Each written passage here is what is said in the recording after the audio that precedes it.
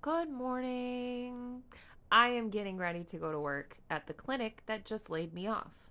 Now, it's not due to performance, not due to anything that I have done, but because Title 10 has been pulled from Planned Parenthood and Planned Parenthood of the North Central States, as a result, had to close the doors of 8 clinics because these Trump era decisions continue to strip care from our most vulnerable. So I've had like a couple moments of abandonment trauma over it. Like, this is a disruption. I'm autistic. I don't deal well with change, and assimilating this mentally has been a battle for me, and it'll continue to be a battle for me for a little while.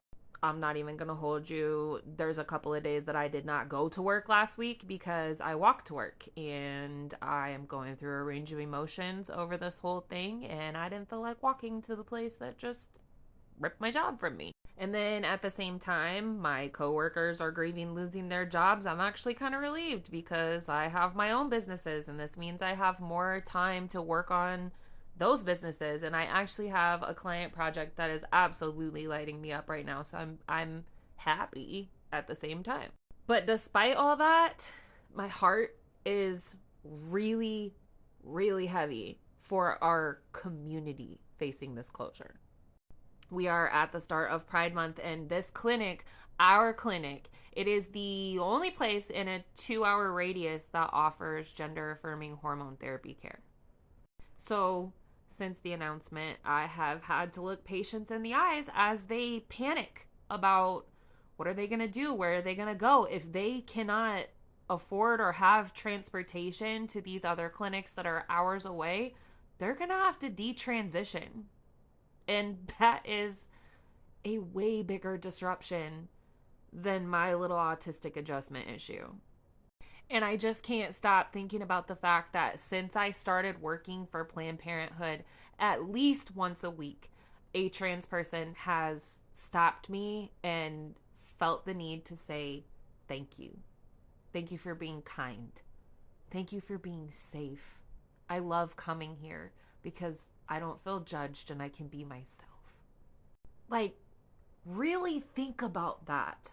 What does that say about the current administration, the public that supports this shit, and the state of our world when basic human decency, common courtesy, kindness, and customer service make someone stop and say thank you?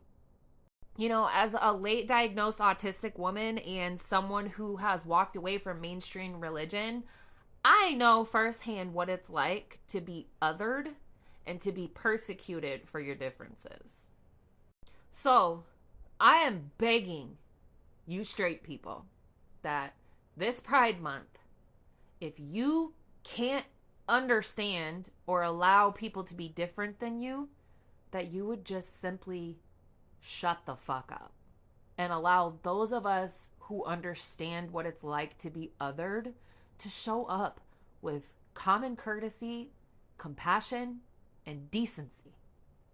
Because if basic kindness brings people to tears, we are not living in a just world. So let's do better this month. Let's reflect.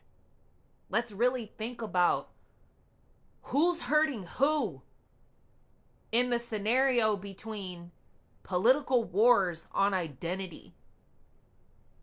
Because a trans person has never hurt me for believing that they have a right to exist and experience medical care. But the Republican Party definitely just hurt a lot of families by removing Title 10 funding from Planned Parenthood. Republican inability to allow something outside of Republicanism to exist, it has directly brought harm to my life. So please, this Pride Month, let's do better, because nobody is hurting you by being different.